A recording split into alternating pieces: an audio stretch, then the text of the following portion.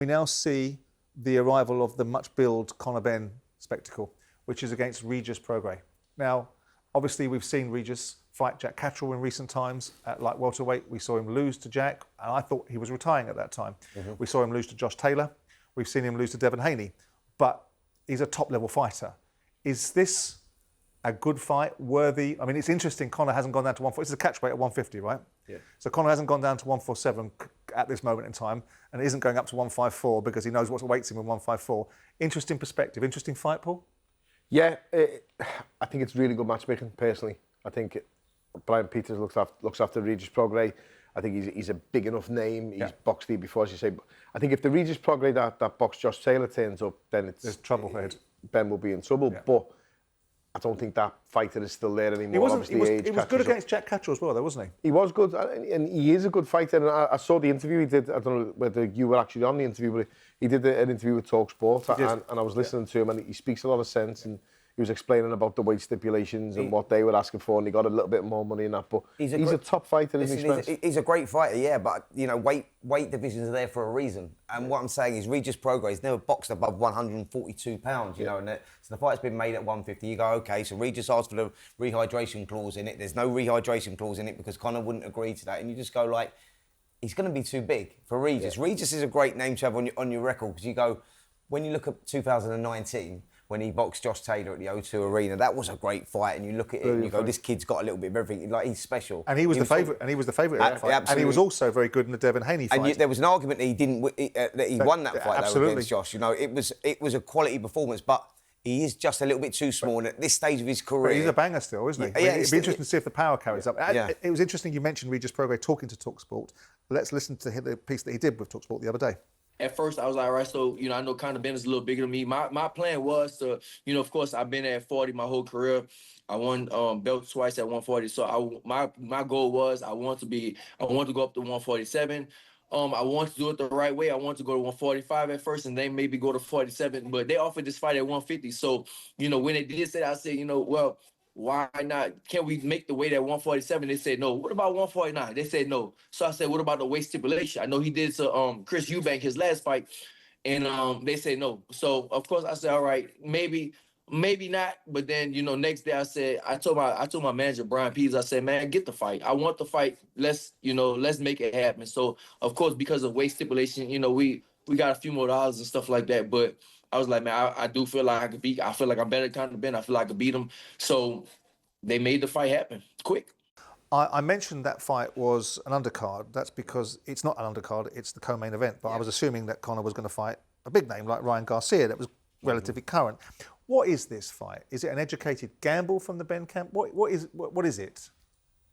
It's a workout, if I'm totally honest. It's just an exercise. I mean, look, we were talking about, you know, Ryan Garcia, because he's obviously mandatory for that WBC title. Ryan Garcia just had that good win over Barrios, you know. So you looked at that and you go, that was the sort of fight that you was expecting Conor to go in at. They've obviously done some sort of deal. And look, listen, fair play from a business point of view for Conor Benn. It's a great fight for him.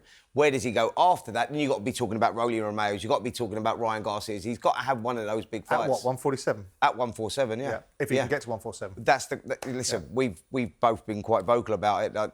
Him making 147, I think, is going to be very difficult. And if he does make it, it's all right making the fight, but it's carrying your strength down there, your stamina down there. And I don't think that's going to be achievable. I think his future lies at 154. But 147 is the better place for him because he goes up to 154. He's got Josh Kelly waiting for him, Brooks Ennis and Virgil Ortiz, isn't he? But a fighter dead at the weight is no good for anyone. You know yourself, though, Spence, if you're going to try and get to 147, the first fight you're probably going to have is going to be 150, 151 to try. So that's what he's ease your way down, and hence what he's doing. We'll definitely know after this one whether he'll be able to do smaller guy using him for speed, etc., etc. Dave, bringing you off a long run up. What's your view on Conor Benn?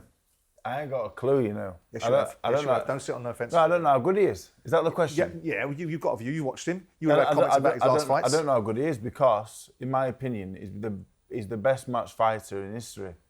How he's made millions of pounds, I'll never know. What we do is his dad's name and that, and I say fair play to him.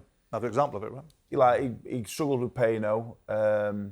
He never boxed for an area title, he never boxed for an English title, never boxed for a British title, Commonwealth or European. So that's where you start to rank people. You box the British title, you win it, you're a very, very good fighter. You know, you get beat there, you're a good fighter, but you're not quite... I don't know how good he is. He's beat Algieri, Granados, Formella was okay.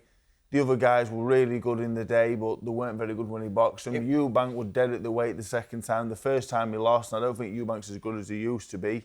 I ain't got a clue how good he is. I don't think he's world class. It sort of brings the WBC back into that conversation again, doesn't it? That Conor's not boxed at that 147 for 4 years, and he's the mandatory. He's a money guy, he's making money. Yeah, but Dave, you've got to be boxing in that weight division. I'm not sure Conor Benn is as good as me, to be honest. And I've not won a British title either. I sit here now and I always say to people, I don't know how good I am either. I never boxed the British title. Boxed the Commonwealth and got beat 9 years ago. I boxed Makhmudov. How good's Makhmudov? I don't know. Against Fury, he'll tell us more. I don't know how good Conor Benn is. With my own eyes, he's not a world-class fighter. He's not. I watched the Eubank fight. Eubank was finished. Eubank boxed George Groves 10 years ago and got well beat. Eubank's been beat at the highest level. He got beat. He was done at the weight. The first time, Eubank beat him pretty comfortably, and Eubank were nowhere near his best. Conor Benn, fair play to him, made a fortune. Fair play, and he is a good fighter. I think he is a good fighter. But from what my eyes tell me, he's not a world-class fighter. So would it be fair to say, not to put words in your mouth, but get you to answer this, is his biggest asset his surname? That's why he's making all the money, yeah. But he's like just a character, isn't he? Like he's Conor Benn. He's like I don't know. He's not making £15 million deals on his ability, in my opinion. No. It's a backstory. And I'm not pulling him down because I've made more money than my ability as well. He's sold himself well though, as well now, isn't he? Like he goes job. out there now, and we live in that world where, you know what I mean, if you're vocal, all and I you're want going to out there see, screaming and shouting. All I wanted to see from Conor Benn, right, 2 years ago was in fact Echo Esserman or Michael McKinson. Yeah. That's all I ever wanted from him was to when he was boxing in Algeria, box Esserman, box McKinson. Someone at the level he should have been fighting at the time. We can gauge it then. If you can beat them for I the wanted to British see him title, in against Avanesian. That's what I wanted to see him in I against. think Avanesian would have beat him. But you the mentioned other two guys, you man, mentioned as well. those names, and this is the problem. This is where it sits on Conor's side. Then he's saying, "Well, where's the value in that?" We go, "Well, the value in that is to see where you're at." I was just going to say that if you're looking after Conor Benn, I'm not going to put him anywhere near this. Absolutely. I'm not going to, and he's been matched really well. It's hard to say this because I'm not fighting no more. Dave still is. It's hard to say without sounding like one of them bitter ex-pros, like the way he's done it. Yeah. Listen, when you speak about names, people wouldn't talk about me anyway. And it is much if I didn't have three brothers who had the same name. That's fact. That's a fact of life. But if I was managing Conor Benn, I would be sitting back being absolutely delighted. I've done the best Is there going to come a point, job to get him up there. that there's scrutiny on the matchmaking where people go, yeah, all right, got it, but at somewhere along the line, we want to see something a bit more meaningful and a bit more of the jeopardy. People will say, we're not trying to be disrespectful to Regis Prograis, but we are looking at the direction of travel for Conor Benn, looking at the fact he's being managed into circumstances and managed very well if you're on the other side of the equation, which is you're talking about, which is a promoter and manager. But is there going to become a point where people from the outside looking in go, all right, pack that in and let's have him in against a live one? Yeah, but only the people who know what they're talking about. I think you can fool the public with Chris Eubank, and I'm not really sticking the boot into Eubank. It's just he's past it, and that happens to everyone. So people who are watching who don't really technically know the boxing all that well or watch the game, well, it's just beat Chris Eubank. Regis Prograis, who's been a former world champion, they just listen to the announcement that he's beat him. Carries currency. So, that's ticking the box for them, you know what I mean? But the people in boxing no different. Yeah. But also, I think that he's going around, he's put himself in that position, he's marketing himself well because he's shouting out there, making a lot of noise. Yeah. I don't think the public are stupid either. You go, right, so you have to step into some sort of fight. You go, all right, Regis Prograis, because he's a former world champion, people won't understand about the weight, etc., etc. After that, you got to have your Ryan Garcia. Yeah. You know, you got to have your Rolly Romero. You got to have that title fight because where's the travel direction after? I agree totally, but Conor Benn's sitting. He's probably made 16 million quid. Absolutely. That's right. Do you think he gives a shit? And there's the flip side of it. It doesn't. He's smashed his life. He's smashed life. That's it.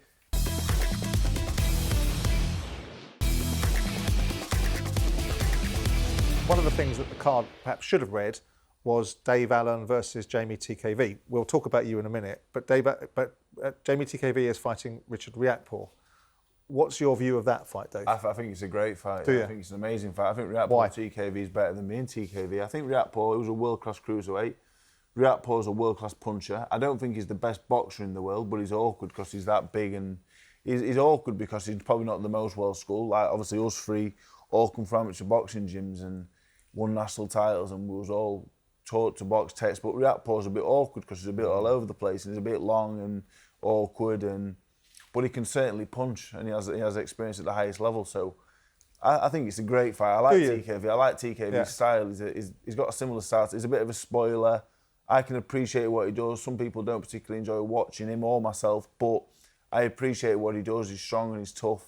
I think it's a great fight. Yeah. Do you think Richard translates to heavyweight? Because I understand the point you're making about world-class cruiserweights, and I don't mean to be disrespectful. Yeah. That is a moderately low bar in comparison with other divisions because it wasn't a great deep talent pool. And when we saw Richard Reactpaw, with due respect to Richard, who I like very much, supports a team that I used to own, turn up at Crystal Palace, didn't even turn up against Chris Billam-Smith. What I would say is Richard Reactpaw, Lawrence Okoli, many other cruiserweights, they're only cruiserweights for 10 minutes on the scales.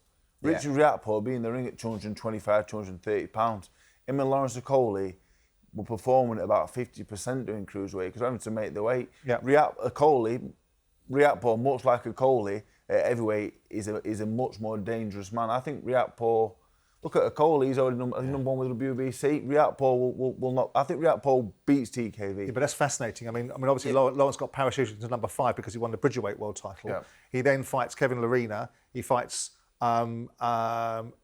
Ebenezer Tete, which, with due respect, I don't need to see Lawrence Okoli against Ebenezer Tete, and one other fight which was not particularly significant, and he's a number 1 in the WBC division. Yeah, but Dave's spot on with what he says there because they achieved what they achieved. You know, in the cruiserweights, you go when they move up to heavyweight. No, when they move up to heavyweight as fighters, like so you look at like Richard Reactpaw towards the end of his cruiserweight days, he was scared to go in. Because he knows that punch resistance wasn't there. They were so dry that when you lose that punch resistance, every shot you feel, it feels like someone's hitting you with an iron bar. And I think they got to that stage. You know, like when you're talking about the cruiserweights coming up, they're much more of a formidable force at heavyweight than they were cruiserweights. Different fighters, Lawrence Okoli, Richard Reactpaw, and will make a difference at heavyweight. The two lads that we're talking about have the frame to carry it easily. Like and it's interesting because Lawrence was in the studio earlier on the show with us earlier on, and he was talking about the conditioning and the fact that he's had to bulk up and eat what he wants now because obviously he's getting into a situation where he's building himself into being a heavyweight and then trying to train himself down to get the right physique.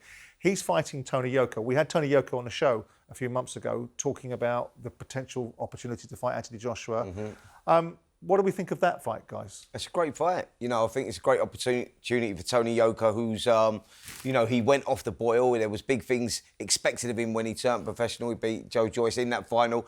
He was building up well. He had personal problems outside of the ring. Is that why he lost to Carlos Tack and Martin Bacoli and one other? Yeah. Through that stage of his life, he was struggling outside of the ring, personal problems, family issues, etc., etc. He come away from the sport, went back into it, and it's sort of like been a quiet period for him. And now's his opportunity. We'd see if he can deliver in the professional ranks. What do you think of It's a good fight, that. What do you think of Okoli? Because Lawrence comes with he's a lovely fella, talks really well, but always comes with a stigma that, I mean, Joe Gallagher had to say to me when he took him on, if I'm aware of the backdrop to him, but if he fights the way he did in the cruiserweight, then I'm not interested. I want more from him. I want what I want from him, otherwise I don't have him. Now, the fact they've gone on for 2 years now clearly means that Joe thinks he's getting what he wants from him. What do you make of him?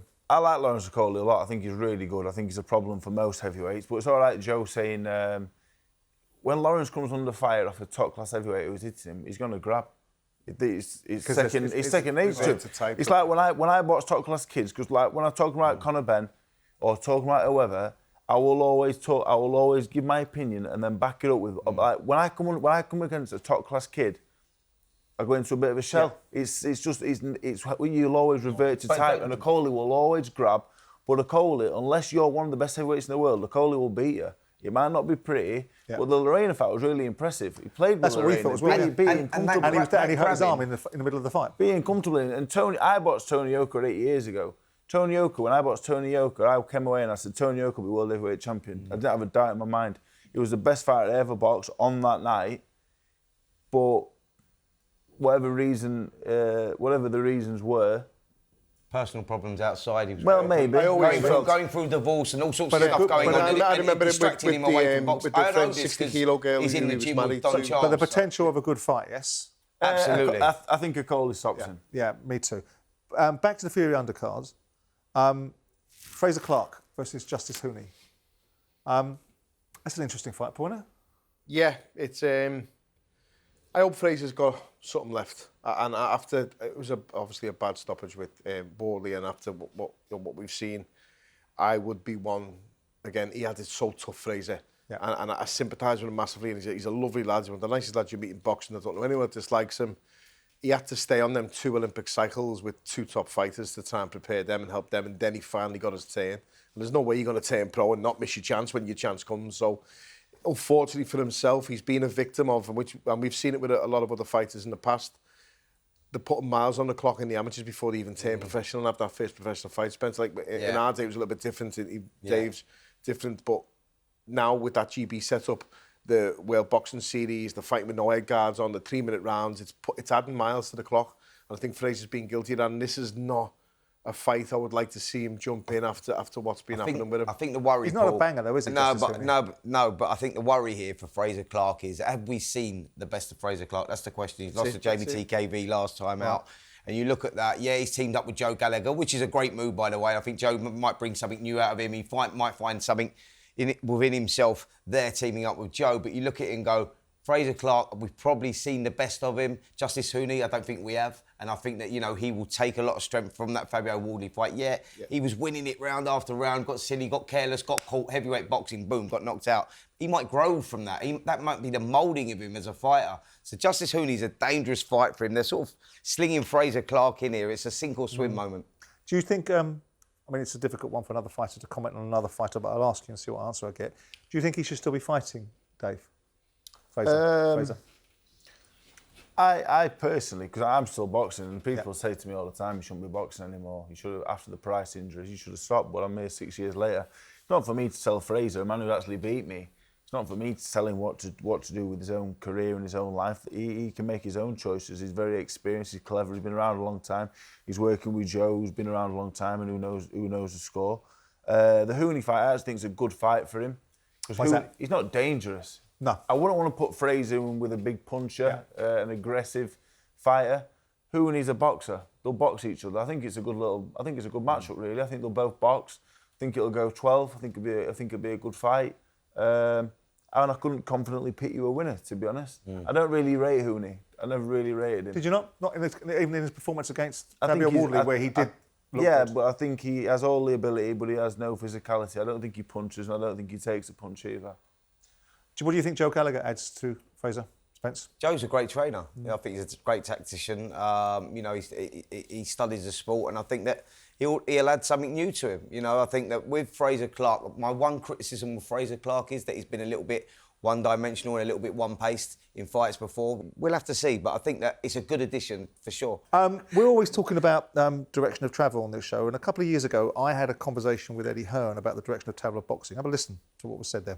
Talking about the value of you in the equation, your business is diversified. So you're a different kind of business than perhaps Queensberry or other businesses, because you've got darts, you've got snooker, you've got other aspects of your business. So don't take any offence at the obligation about acquired knowledge. If he can acquire the knowledge to make fights that you guys can't make, he can acquire the knowledge to put on events that you guys put on. So with the scale of budget and with the scale of opportunity that they have, they can turn your lights out if they feel like it. Now, whether they want to or not is a different matter, whether there's any benefit in doing that. But to suggest that acquired knowledge is not something that's within their reach when they can make fights that you have readily said that you and Frank couldn't make for the last 10 years. They've just walked in and decided that you guys are going to do as you're told and that you're going to bring fights to them in the way that they want them to bring. They're now going to tell you what they're going to pay on pay-per-view. Whether they get their possible broadcast or not is a different matter. They're now going to tell you when these fights happen and how they happen and who gets to fight. So I don't think that's an unreasonable observation for me to say to you that if they want to, they can do what they want. If you're an events company, they can do what you do. And they can acquire the knowledge, whether that's acquiring your business or acquiring knowledge around it. When they say they can turn your lights out, I disagree. But certainly with our extensive broadcast deals... Well, they can take your fighters, Eddie. If they want your fight, contractually you have your fighters for a period of time, right? Yeah. But, you don't put your fighters under contract according to you last time, no, but you do. We do for the bigger fighters, yeah. So they but can also take your we have fighters. extensive, broadcast contracts to create shows around the world for a long period of time. Was it Mystic Meg? Was that right? Very pleased with yourself there, mate. I've got fucking broken clock, right? Every now and again. Finally got something right. Brilliant. Do you, in that conversation, and I wasn't trying to clever with Eddie, I was looking at the direction of travel, saying, if I'm in the Saudi shoes, I'm going to do what they're doing. I've got more money than you guys put together. Stop being modest, will you? You called it. You said it. Take a bit of praise. You're all right.